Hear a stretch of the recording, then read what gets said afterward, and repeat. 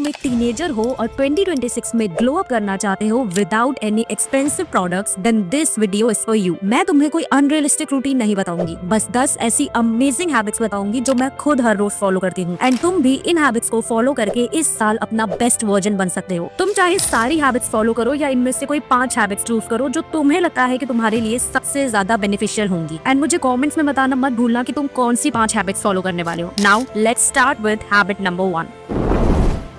इसका मतलब कोई महंगा जूस या डिटॉक्स ड्रिंक नहीं है। तुम्हें बस एक ग्लास गुनगुना पानी लेना है और उसमें थोड़ा सा लेमन और 1 चम्मच हनी मिलाना है और तुम्हारा मिरेकल वाटर तैयार है। ये मिरेकल इसलिए है क्योंकि ये तुम्हारी बॉडी को अंदर से क्लीन करता है, डाइजेशन को इम्प्रूव करता है और तुम्हारी स्किन को एक हेल्दी नेचुरल ग्लो देता है। बस एक बात का ध्यान रखना कि पानी हल्का गुनगुना हो, गर्म नहीं। सुबह उठते ही चाय या कॉफी से पहले इसे पीने की आदत डालो, तुम्हारी बॉडी तुम्हें जेन्युइनली थैंक यू बोलेगी।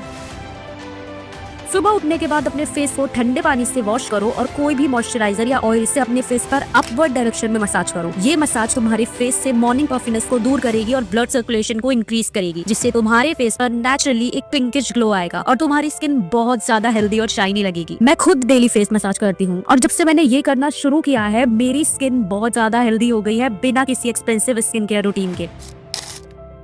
फेस को मसाज कर लिया और हेयर को नहीं करा तो उन्हें बुरा लग सकता है ना, इसलिए हम स्कैल्प मसाज भी करेंगे। बस अपने बालों को उल्टा करो और अपनी फिंगर टिप से 2 मिनट के लिए अपने स्कैल्प पर सर्कुलर मोशन में मसाज करो। इसे इन्वर्जन मेथड बोलते हैं। इससे तुम्हारे स्कैल्प पर ब्लड सर्कुलेशन बढ़ेगा और हेयर फॉलिकल्स एक्टिवेट होंगे। अगर तुम चाहो तो कोई नेचुरल ऑयल यूज कर सकते हो, लेकिन ड्राई मसाज भी इक्वली इफेक्टिव है। मैंने ये हैबिट लास्ट मंथ से फॉलो करना शुरू किया है और सच में ये बहुत बढ़िया काम करती है।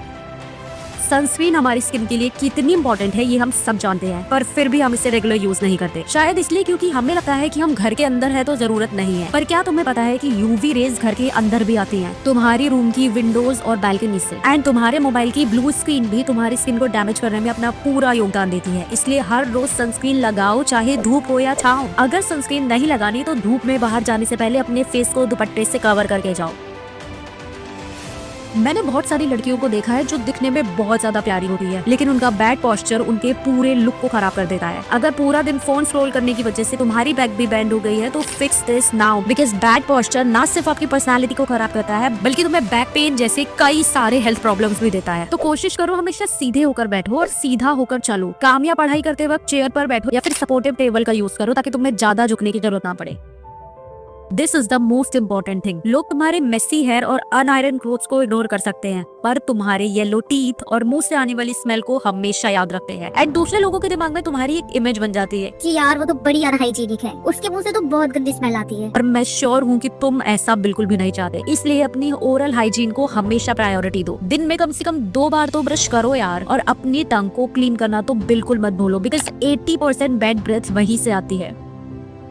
फैशन सेंस का मतलब है हाउ यू कैरी योरसेल्फ। हमेशा अपने कपड़ों को आयरन करके पहनो। एक सिंपल टी शर्ट भी अगर आयरन हो तो वो महंगी लगती है। Wear clothes that suit your body type and skin tone. Trend के चक्कर में ऐसे कपड़े मत पहनो जिसमें तुम पूरा टाइम अनकंफर्टेबल फील करते रहो और बिल्कुल भी कॉन्फिडेंट ना दिखो। तुम्हारे वार्डरोब में कुछ बेसिक चीजें हमेशा होनी चाहिए, जैसे plain white T shirt, blue jeans और simple white sneakers. And don't over accessorise. एक छोटी सी वॉच या मिनिमल इयरिंग्स तुम्हारे लुक को इंस्टेंटली एलिगेंट बना देता है। एक अच्छा परफ्यूम यूज करो, पर इतना भी मत लगा लेना कि सामने वाला बंदा बेहोशी हो जाए। अब बाहर से इतना सब कुछ कर रहे हैं तो अंदर से भी तो बॉडी को नरिश करना होगा, इसलिए जितना हो सके बाहर का junk food, unhealthy food avoid करो। आई नो बहुत टेस्टी होता है, मुझे खुद को बहुत पसंद है, पर मैंने एक रूल बना रखा है। मैं Monday to Saturday proper healthy खाना खाती हूँ और संडे को मेरा ट्रीट डे होता है। पूरा हफ्ता हेल्दी खाने से मेरी स्किन भी क्लियर रहती है और संडे को जब मैं अपनी फेवरेट डिश खाती हूँ तो मुझे कोई गिल्ट भी नहीं होता। तुम भी 80-20 रूल फॉलो कर सकते हो। 80% हेल्दी खाओ और 20% अपनी पसंद का। एंड ऑल्सो अपनी डाइट में fresh fruits, dry fruit and vegetables को इंक्लूड करो।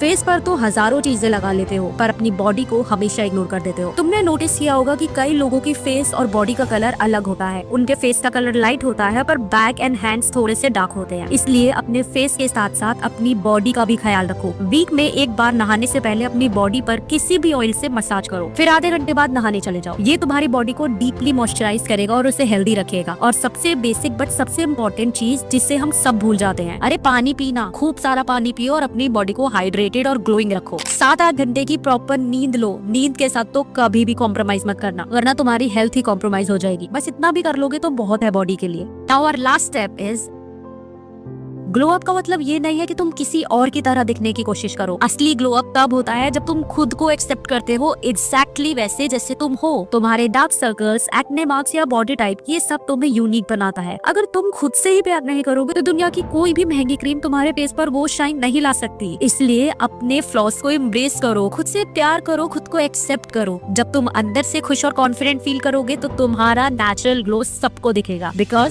Self love is the best glow up. तो ये थी वो easy and effective 10 glow up habits जो एक्चुअली में वर्क करती हैं। एंड मुझे अभी कमेंट में बताओ कि इनमें से तुम्हारी फेवरेट हैबिट कौन सी थी।